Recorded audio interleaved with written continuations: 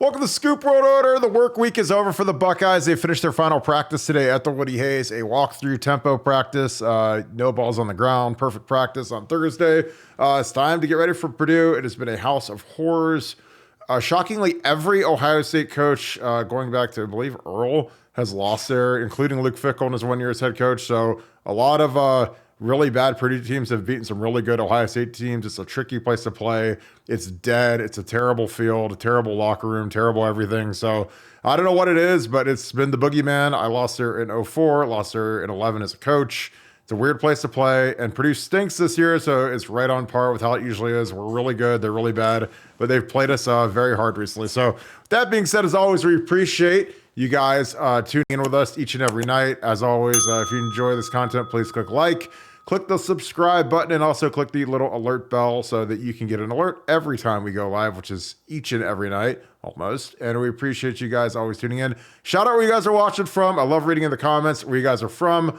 Florida, Texas, California, all over the country, all over the world. We appreciate you guys.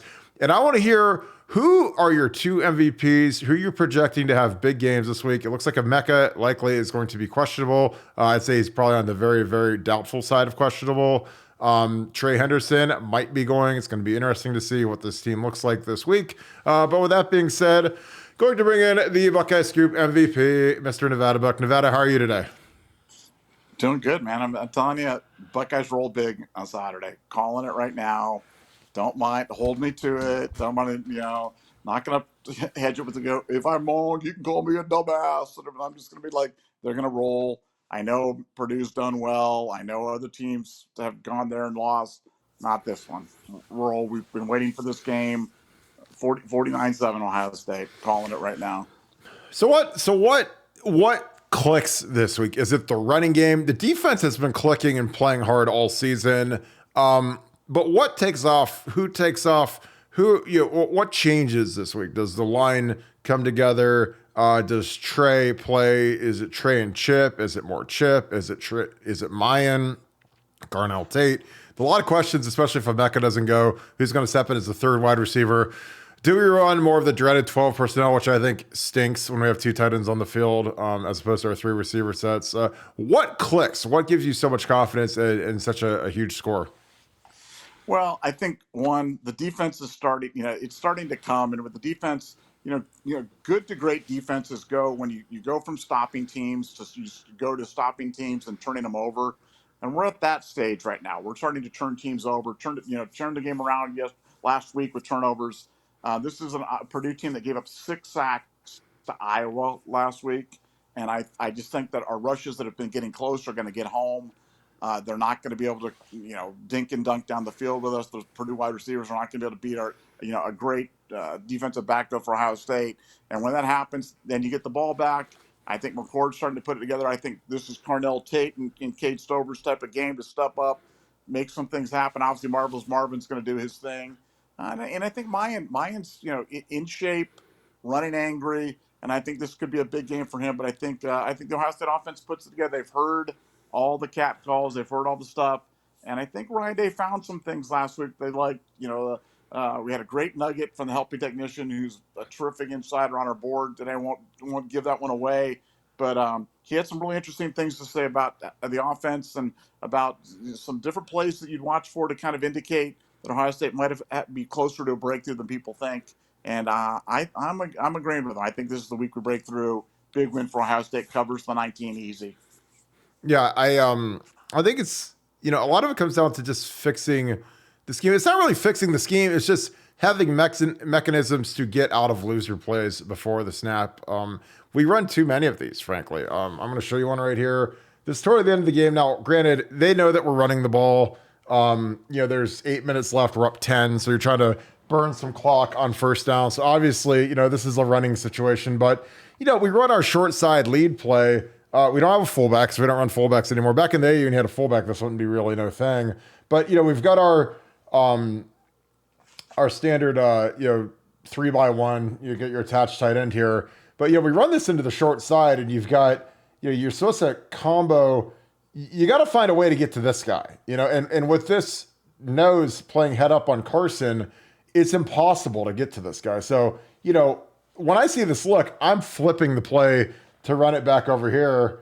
The exact same play, but you have better angles to get to the double teams. And I would just cut that guy on the backside. But when you run it front side, you can't block the front side linebacker, And so who makes the play? Well, I mean, kind of everybody at the end, because we're giving up penetration. Again, this is, Matt's going to be better here. He's going to be firmer. But we don't have anybody to block the frontside linebacker. And the play is running right at the frontside linebacker. So, there's got to be a way to get out of these plays. I don't know if you have to do look back, which we've done in the past, which I really like. And then the other problem is that you've got a down safety. So, I mean, you've got two guys that are literally unblocked in the hole.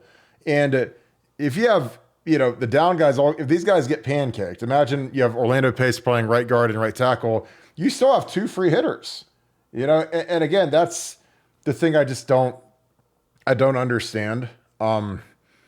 I don't know. I wish, I know Marvin will never do this because he's in draft protection mode right now, but I wish he'd get after this guy a little bit. But he just, they just do this little dance thing that, a lot of these guys do to take care of each other. But it'd be nice if he got after that guy. But, I don't know. People like to heap a lot of blame on the offensive line. And again, I am the expert of the offensive line in the entire Ohio State metaverse because I played on the offensive line. I coached the offensive line. I played on bad lines. I played on good lines. I coached bad lines. I coached good lines. I've seen it all. I've seen how the media can turn it and swirl it around and beat on these guys. But I don't know what these guys are supposed to do when there's an unblocked guy here.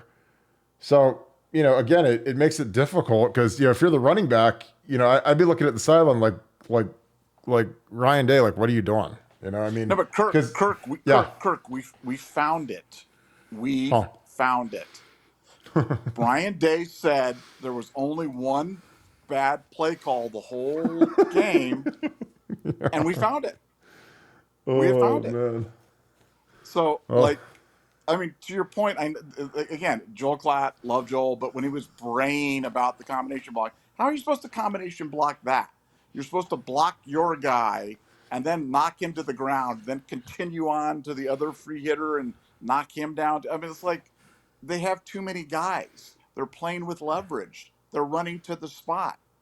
And that's a bad play call. It's predictable. And I don't care how you scheme it up or whatever it is. That's not a talent issue. That isn't because the right tackle didn't go to the Army All-American game or because we need to have more blocking sleds or Justin Fry's daughter needed to point to the hole or whatever it is. That's not the problem. The problem is they have too many guys running to the spot and we have too few guys there to block them. That's it. But, I mean, until we fix that stuff, we're always going to struggle. We will struggle against good teams. We will struggle against bad teams. We will struggle against teams in between because that's the kind of stuff that kills you right there. And, again, I'm not defending Justin Fry. I'm not defending the offense. I'm just saying that's just a fact. It's just math, man. If guys are running across your face and beating you to the spot, there's nothing you can do. Absolutely nothing. Well, we'll see. I think, what I would do is just put a mechanism to audible and flip the play. Because if you flip it, you at least have a chance. You have much better angles over here. You can get to the front side linebacker. You got to book this guy. You got to read him or you got to do something with Kyle to bring him back. But at least you have a chance. The other way, now on that play right there, let's go back to the beginning. Now, isn't the right move, and again, correct me if I'm wrong, but if I'm running this in Manhattan Beach Pee Wee football, okay, I'm having a Mecca come in and block the guy underneath the slot guy, the guy's outside of Cade, instead of trying to get Cade to hook him, and I'm having Cade pop outside and try to then get outside. But I'm using my angles where I'm having a Mecca come in and just earhole the guy the way that Evan Spencer did on 85 yards through the South, and then have Cade jump outside. And doesn't that work? Oh yeah, absolutely. I mean, you'd have to cheat him down a little bit. I mean, he'd have to cut it down to about here, or you could motion him and try to seal him. Now you can't crack him because they'll throw you in jail if you do that in modern football. But that would be that would be that would change it from a stretch to what they call a truck where you pull this guy. But that would be a solution. I was just thinking, like, I thought you were going to go, how about we run in here and you throw this, and he catches it and he's just like that. Because that's what I'd do. I mean, these guys are playing, what, they're playing 7 off and he's playing, about 9 off. So, I mean, you could just throw the bubble, just catch it. And I mean, no one's going to get to him. If he catches it and they, just do like a quick bub and you have him go there and you just throw it right there, like, that's free money, in my opinion. I mean, that's like a toss sweep to the receiver. But that's just my opinion. Again, like we're not here to. We're just looking for solutions. Again, a great man told me once, "Don't bring me the problem, bring me the solution." Well, when you call loser plays to the short side, then you're going to get a lot of those deals. This next play I like a lot better. We start off 2 by 2. 2 by 2 means we've got 1, 2 by 2. So we got 2 by 2. And I love getting these guys out in space, especially, he's got to time this up better. G does. But you get out here, and him and Cade can combo and work up, and you can get one here and just kind of full zone the whole thing. And someone has to get up and seal this guy. But when you toss this out here, I mean, there's a lot more room. And then, of course, with our silt crappy turf that we have, this guy just, slides across the thing. But this at least gives you a chance to go get some yardage. You can go get 6. I mean, he really doesn't even get touched. He puts his foot in the ground. Again, this is a great cut. He puts his foot in the ground and goes north. And like, I love this, and this guy, this guy's an ankle tackle away from him busting it. But I like that a lot better just because I like the numbers better. I mean, football, like the running game, it's all numbers. I mean, if you have more guys than we can block, then there's no chance it's going to be successful. That first play was an example of that. Second one is a lot better because not only is there more space, it's a wide side of the field, but it's just more of what I think we're good at, stretching these guys out and climbing again. But yeah, it was interesting. Is this the cheat motion play? Yeah, I think this is Marvin. I don't know if they called this one, but this is close. I think that this is the penalty. So I remember I was watching this live. I think this is the penalty. But the in vogue play right now in the NFL is this. They call it a cheat motion, CHEAT, where these guys like they run and then they try to time it up and get like a step or two forward, like they're in Canada, but it goes so fast that a lot of times in the NFL, they're not calling it. Like the Miami Dolphins started doing it with Tyreek Hill. And so now you see the Rams doing it with Cooper Kupp, and you see the Chiefs doing it. Basically, everybody does it now. The Shanahan does it with Deebo Samuel. But you see it, and like as soon as he's starting to go forward here, like before the snap, which is illegal, but it's so slight that a lot of times it's not getting called. I can't tell if this is the one that got called. I think this is the one that got called. Because I remember I was watching that in the stadium, and I was like, God, and this was like the latest flag of all time. But I remember watching it, and I was like, that's illegal motion. And I was like, watch, I bet you they don't call it. And then like 5 seconds later, they literally like throw the flag. The guy's his handkerchief was like, must have been down like around his ankles or something. But but go back to the formation and just look how much stress this puts on the defense when you line. Forget the cheat motion and forget the going parallel to the line in terms of coming. It's like you've got a guy at the top, you've got 3 guys down at the bottom, you've got the offset back who's going to go out in coverage. I mean, it's so difficult. This completely stresses the defense right now, completely. And heaven forbid that McCord ever like tucks it and runs it on like a quarterback draw or something like that. But like you want to run into a light box, you want to spread the other team out in terms of look how many guys are running open on this play. Well, yeah, and here, this is throw it. You've got a 6-man box, so 6 on 5, you throw it, and that means that this guy Marvin, the best player in the country, is singled up. There's no help at all. The safety again. This is a good read by McCord because again, with this motion, with X coming in motion right here, the safety, it draws his eye, so he takes a step. And as soon as he takes that step, McCord's throwing that thing. Like as soon as he breaks this away, and you got this right here, that's stealing. He makes a good throw. Everything's great except for the motion. And it's funny, like he does the whole silencer celebration and does his little thing, and then they finally, that's the latest flag I think I've ever seen. They finally get around to calling the deal. But yeah, I think the running game is going to take a step this week. I mean, Purdue is atrocious against the run. So, again, the thing I worry about in this game is it's a sleepy, terrible environment. We've started slow on offense. Defensively, we haven't started slow, but offensively we have. And Purdue is not conducive to electrifying starts just because I've played there, coached there. It's like playing in a morgue, a mausoleum. But Nevada, what are your keys to starting fast this week against Purdue? Because I think it's get the throw game going early. Because I think the throw game opens up the running game. It gives these guys a lot of help. Because again, we have two absolutely terrorizing wide receivers. Even if Emeka's gone, Cardinal Tate is as good as anybody in the Big Ten. He just doesn't play. But what do you need out of this offense to get that quick start? Like, what would you change? Who needs to step up? Who do you need to feature in the running game? What are your thoughts on that?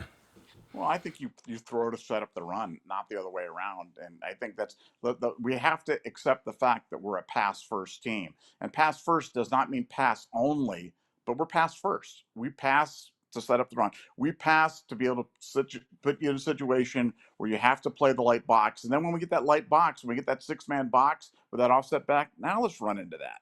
Now let's run plays out of that. Now let's run your zone read action with the quarterback and see what happens then. Heaven forbid we ever start running the quarterback and really not only equate numbers, but then we'd have numbers. Then it's it's over at that point in time. But even with this, like I said, just spread them out, pass it, have some. McCord just needs to be sharp. If McCord comes out and just isn't, he wasn't sharp last week in the beginning, and it really cost us because their offense runs through Kyle McCord. That's just the reality. He's the distributor. He's the spark plug. He's the point guard for this offense. And he's just got to come out, make some easy throws, get him some easy throws, some easy pitches and catches out there. Let's go down the field. Let's get on these guys. Let's have the defense create a turnover. And let's just have these guys tap out because they will tap out when we get after them. They're going to have trouble moving the ball all day because our defense is going to stifle them. And, I know that this week has not been pleasant for the OSU offense. The OSU coaches have been on them. This isn't like they're coming into the game coming off a 63-point waxing of somebody and everybody's like fat, dumb, and happy. I mean, they're getting attacked. So it's time for them to buckle up, step up, answer some of the critics. Let's hang a big number on somebody. And I think Purdue's I think Purdue just happens to be the next object in our way, and we just got to go through them, and I think we will. Yeah, I think it's important for the leadership of this team to really emphasize,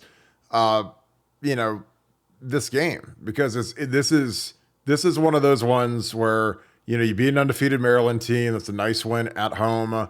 You get this clunker of a game against Purdue, and then next week you've got the Werewolf coming to town in Penn State, who's a juggernaut, very, very good, very, very good Penn State team. Penn State generally is always a war, even though it has been domination when they've come to the Horseshoe. They haven't beaten us since 16 out at Penn State. But, Purdue, it's a lot like Kinnick, like their team's like Kinnick, like when those guys went out to Kinnick in 17 after that big Penn State win, like none of those guys had ever been there. I think Urban had been there once as a G. None of the coaches had ever been there. None of the players had ever been there. And it's a weird place to play. It's a loud, tough place to play. And again, like I'm not acting like, there's any reason for a team to lose, but again, like Purdue, it's a funky place, but we've ran it up on them pretty good the last few years, especially like last year they had Aiden O'Connell, who's an NFL quarterback, and we just absolutely crushed them. They don't have that this year, but they do have a good quarterback. He's a kid from Texas, Hudson Card, who, another transfer portal thing. It was interesting. I was watching a show today, and I think it's 8 or 9 of the starting quarterbacks in the Big Ten are transfer portal guys. So that was kind of fascinating to me. But, Nevada, the defense has been absolutely fantastic. What do you project as the headline post-game from the defense? Do we get after it in the pass rush? Do we shut these guys down again? Do we get some turnovers? What's your projected headline for this Purdue game? Yeah, OSU finds their pass rush turnovers continue. That's going to be the story. It's just a matter of time. It's just the pass rush. You can still play cage and still get the pressure. We've been getting the pressure. We've been doing a good job with our responsibilities, but I think this is the week that break through, make the sacks, continue to get the ball turned over, and for Ohio State, like I said, we faced some decent offenses this year, and that's why it's funny when people talk about Michigan and all the success that Michigan has. Michigan's played absolutely no one. I mean, their schedule has just been atrocious, and they're giving up more yards per play and averaging less yards per play on offense. So, I think for Ohio State, we've had our warts, we've had issues for sure, but a team like Purdue that's really going to have trouble moving the ball is really going to struggle. And this defense is just getting better and better every week. And defense comes every week, man. It's not dependent on one guy. It's not dependent on one person have a good game. We're deep enough that we can rotate guys in, and even the backups can make an impact. And I think the pass rush is the story. When we're talking about the uncomfortable truths on Sunday, it's going to be how the defensive pass rush found its way. Over under 1.5 sacks for our entire defensive end group. Over. I like it. You think it's Caden Curry and Kenyatta, or does Jack finally break through, or is it JT again? I mean, I don't know who's going to get them, but there'll be multiples. There'll be if the team doesn't get 5 sacks, I'll be shocked. I know that Purdue's going to try to get rid of the ball quick, but it's going to be. They can't block our guys. They just can't block our guys, and our guys are going to be getting up there and putting them in passing situations. And when they do, it's going to be a problem. Yeah, I agree. We had some expansion news today break. Got some rumblings about Clemson potentially being the linchpin of the ACC. Talk a little bit about that, because that was interesting, and the name of a school that might be joining the Big Ten that I would be over the moon for. Yeah, well, like I said, and again, another nugget up on BuckeyeScoop.com. We're always trying to break inside information. Our expansion stuff has been the best on the internet, the best of any of the national media, the best of any of the local media, the best of anybody, period. Our expansion sources are second to none. And they're calling Florida State to the Big Ten. Florida State to the Big Ten as part of a Clemson-led exodus of teams escaping the grant of rights, and Florida State to the Big Ten. Get ready for the tomahawk chop and the planting of the flaming spear and Coach Prime and all that other stuff right there. It's happen. And remember, we're the ones who told you about USC. We're the ones who told you that someday the USC Song Girls would be prowling the sidelines at Ohio Stadium. Well, Florida State, buckle up. You think Coach Prime ends up there? I do. I think it's inevitable. I think he's perfect for that school, and obviously his fuse at Colorado is going to be really short. And Florida State's having some success, and that's the other thing that's going to maybe potentially delay that. But I think it's destined for him to be there eventually. Yeah, I think it makes too much sense with everything that he does and what he's doing. We'll wrap this thing up. We again, our message board is absolutely on fire. Bill Greene chat today, helping technician stopped by, got the Nevadabuck nugget, Oracle, some recruiting buzz. Ton of stuff is going on the message board. Nevada, your final thoughts on Purdue, and maybe a little promo for BuckeyeScoop.com, because I feel like our board is just surging right now. Yeah, the board's going crazy. All-time high in membership. All-time, our social media stuff is going crazy, and YouTube and our podcasts are going crazy. And I'm giving you a score early: Ohio State 49, Purdue 7. I usually post that on Fridays, but I'm giving it to you early. Ohio State 49, Purdue 7. If you're doing it, I'm betting Ohio State. I think it's a big week for them. Yeah, I totally agree. Well, we are going to wrap this thing up. We appreciate you guys. As always, thank you so much for joining our wonderful podcast. We appreciate you guys. If you guys want to be a part of the best community on the internet, BuckeyeScoop.com, it needs to be your new home. It's been absolutely fantastic. We have a great community. It's growing by leaps and bounds every day. So we appreciate all of our new members and our all-time members that have been there since day one. So thank you all for being a part of BuckeyeScoop.com, the #1 Ohio State community. That being said, if you enjoyed this content, please leave us a like, click subscribe, and also click that little alert button so you'll know when we go live. Shout out where you guys are watching from. Give me your MVPs. I want your projections. Did we get a sack from Jack Sawyer? Did we get a sack from JT Tuimoloau? JT kind of broke through and got one. But I want all of your projections. Put them down in the comments. I love reading the comments, so we appreciate you guys so much. But with that being said, thank you so much, Buckeye Nation. Thank you, Scoop family. I'll talk to you guys tomorrow. Time to beat the Boilermakers. Go Bucks.